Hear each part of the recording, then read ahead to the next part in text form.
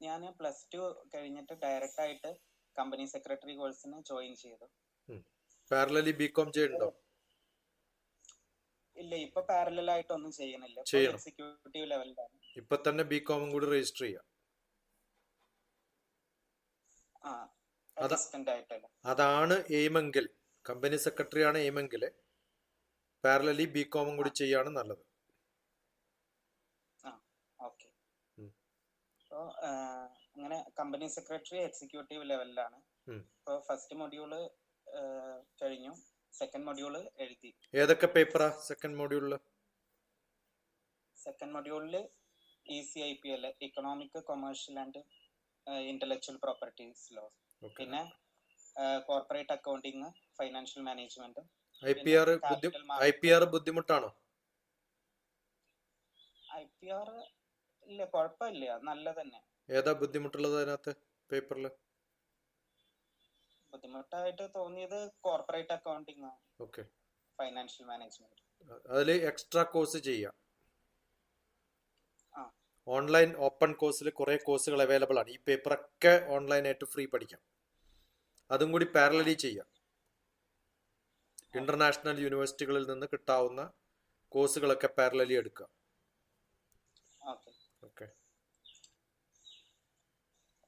+2 ഞാൻ ചെയ്തത് Kattukulam higher secondary സ്കൂളിലാണ്.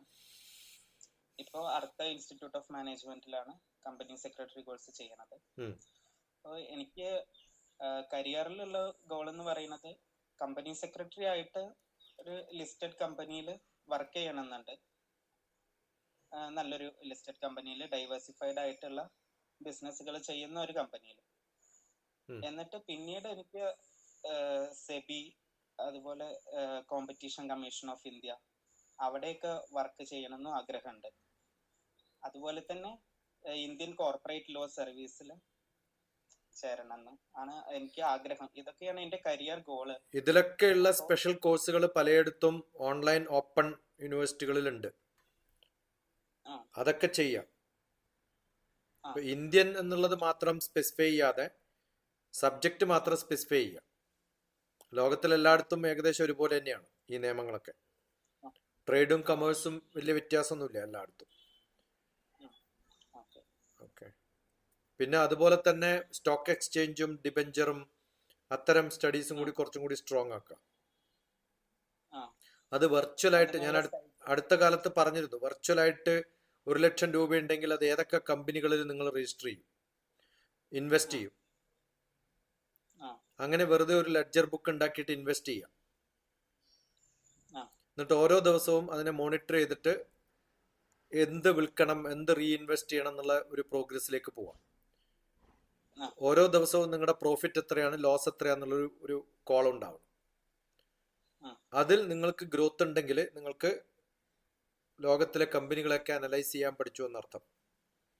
നാളെ ഇൻവെസ്റ്റ്മെന്റ് എക്സ്പെർട്ടായിട്ട് അഡ്വൈസറൊക്കെ ആയിട്ട് നിൽക്കണമെങ്കിലും ഇതൊക്കെ ഗുണമാണ്. കാരണം എല്ലാവരും ചീഫ് ഫിനാൻഷ്യൽ ഓഫീസർ, CFO എന്നതാണ് ഏറ്റവും വലിയ പൊസിഷൻ. ഇപ്പൊ അംബാനിയുടെ CFO അഹമ്മദാബാദിൽ കഴിഞ്ഞ പ്രാവശ്യം ഞാൻ പോയപ്പോൾ കണ്ടിരുന്നു. അപ്പൊ നമ്മുടെ നോളജ് എന്ന് പറയുന്നത് എല്ലാ ഇൻഡസ്ട്രികളിലും എങ്ങനെയാണ് അവരുടെ ഗ്രോത്ത്. ആ ഗ്രോത്ത് പഠിക്കണമെങ്കിൽ നമ്മുടെ ഇൻവെസ്റ്റ്മെന്റ് പാറ്റേൺസ് പഠിക്കണം. അതാണ് ഏറ്റവും നല്ലത്. ഓക്കെ. അപ്പോ എനിക്ക് ഇതില് കുറച്ചും കൂടി നോളജ് ആഡ് ചെയ്യാൻ വേണ്ടിയിട്ട് എനിക്ക് കോർപ്പറേറ്റ് സെക്ടറിൽ ലോ കൂടുതലായിട്ട് പഠിക്കാൻ വേണ്ടിയിട്ട് പറ്റുന്ന ഇൻസ്റ്റിറ്റ്യൂഷൻസ്. ഞാനിപ്പോ പറഞ്ഞതൊന്നും അങ്ങോട്ട് കേട്ടില്ല എന്ന് തോന്നുന്നു. Online open courses, free programs ഗൂഗിളിൽ പോയിട്ട് തപ്പി നോക്കിയാൽ എന്തൊക്കെ കിട്ടുമോ അതൊക്കെ ചെയ്യണമെന്ന് ഞാൻ പറഞ്ഞു. അപ്പൊ പിന്നെ ഏതാ ഇൻസ്റ്റിറ്റ്യൂട്ട് എന്ന് ചോദിച്ചിട്ട് ഏതെങ്കിലും പ്രൈവറ്റ് ഇൻസ്റ്റിറ്റ്യൂട്ടിന്റെ പേര് ഞാൻ എന്തിനാ പറയണേ? അതിനേക്കാളും വലിയ യൂണിവേഴ്സിറ്റിയുടെ പേരല്ലേ ഞാൻ പറഞ്ഞു തന്നെ. ഓൺലൈൻ ഓപ്പൺ കോഴ്സസ്, സബ്ജക്ട് കൊടുക്കുക, online open courses, free course എന്ന് പറഞ്ഞിട്ട് ചെയ്യുക. ഒരേ സമയത്ത് 5 യൂണിവേഴ്സിറ്റിയിൽ പാരലലി ചെയ്യാം. ഏതെങ്കിലും ഒരു ഇൻസ്റ്റിറ്റ്യൂട്ടിൽ പോയിട്ട് അവർ പഠിച്ചിട്ടുള്ള കാര്യം മക്കപ്പ് ചെയ്ത് ഇരുന്ന് പറഞ്ഞതിനേക്കാളും നല്ലത് ഇന്റർനാഷണൽ എക്സ്പേർട്സിന്റെ അടുത്ത് നിന്നാണ് നിങ്ങൾക്ക് ക്ലാസ് കിട്ടുക ഓപ്പൺ യൂണിവേഴ്സിറ്റിയിലൊക്കെ പഠിക്കുമ്പോൾ. അത് ഓപ്പൺ ആണ്, ഫ്രീ ആണ്, കാശ് കൊടുക്കേണ്ട കാര്യമില്ല. അത് ചുമ്മാ പഠിക്കുക. അതാണ് ഞാൻ പറഞ്ഞത്. ഓക്കെ.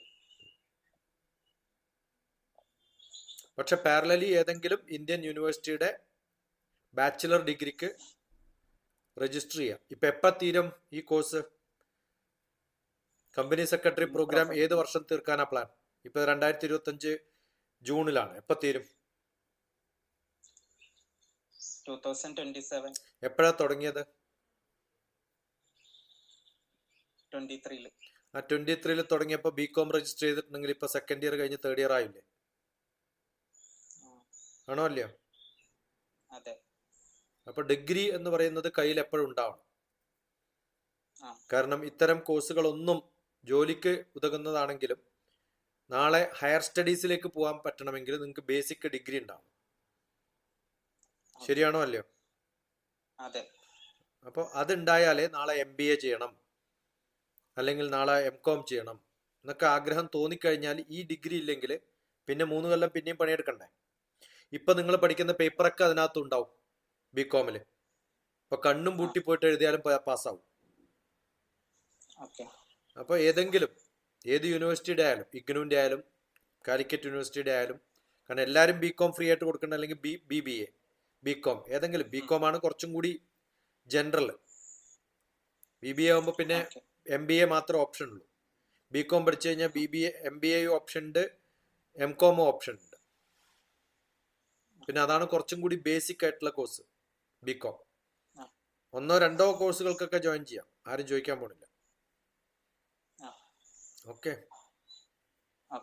All the best. വേറൊന്നുമില്ലല്ലോ ചോദിക്കാൻ പോണെ? ഇല്ല സർ. ഇനി ഇന്ത്യൻ കോർപ്പറേറ്റ് ലോ സർവീസിനെ കുറിച്ച് അത് ആദ്യം ചെയ്യേണ്ടത് ഈ ഓപ്പൺ ഓൺലൈൻ കോഴ്സുകൾ ചെയ്യാം. ഓക്കെ, അതിന് സിലബസ് ഏതാന്ന് നോക്കുക. അതിന്റെ കോഴ്സുകൾ, പിന്നെ ടെസ്റ്റ് എപ്പോഴാണ് കോമ്പറ്റീറ്റീവ് എക്സാം വരുന്നതെന്ന് നോക്കുക. അതിനുള്ള സിലബസ് എടുത്തിട്ട് പഴയ ക്വസ്റ്റ്യൻ പേപ്പർ എടുത്തിട്ട് പ്രിപ്പറേഷൻ തുടങ്ങുക പാരലലി. അത് ഇത് മാത്രമല്ല, ഏതൊക്കെ ഓപ്ഷൻ മനസ്സിൽ കാണുന്നുണ്ടോ അതൊക്കെ. ഓക്കെ, ഞാനൊരു ഇവിടെ ഒരു യൂണിവേഴ്സിറ്റിയില്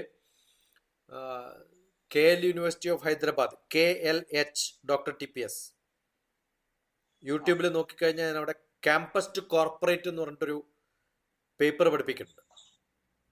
ഇപ്പോഴല്ല, കോവിഡ് കാലത്ത്. അപ്പോൾ logical reasoning, analytical skill, mathematical ability, data communication, comprehension, ഇതൊക്കെയാണ് ഞാൻ പഠിപ്പിച്ചത്. അപ്പം നമ്മൾ ഇത്തരം സിലബസുകൾ നോക്കിയിട്ടാണ് കുട്ടികളെ പഠിപ്പിക്കുന്നത്. ഇതെല്ലാത്തിനും കോമൺ ആണ്. ഏത് കോമ്പറ്റീറ്റീവ് എക്സാംസിനും ഓൾമോസ്റ്റ് കോമൺ ആണ്. അപ്പൊ അതിന്റെ ക്വസ്റ്റ്യൻ പേപ്പർ എടുക്കുക, സിലബസ് എടുക്കുക, സ്റ്റാർട്ട് പ്രിപ്പയറിംഗ് പാരലലി.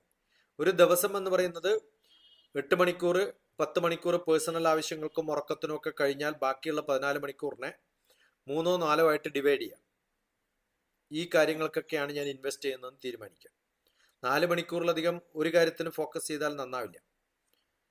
ഇപ്പോൾ ഒരു ചാർട്ട് ഉണ്ടാക്കുക. 4 മണിക്കൂർ CS, 4 മണിക്കൂർ ബികോം, 4 മണിക്കൂർ കോമ്പറ്റീറ്റീവ് എക്സാംസിന് ഞാൻ പ്രിപ്പയർ ചെയ്യുന്നു തീരുമാനിക്കുക. 12 മണിക്കൂറായി. Good enough. Okay, all the best. ഇത് ഇടാലോ യൂട്യൂബിൽ അല്ലേ? Thank you.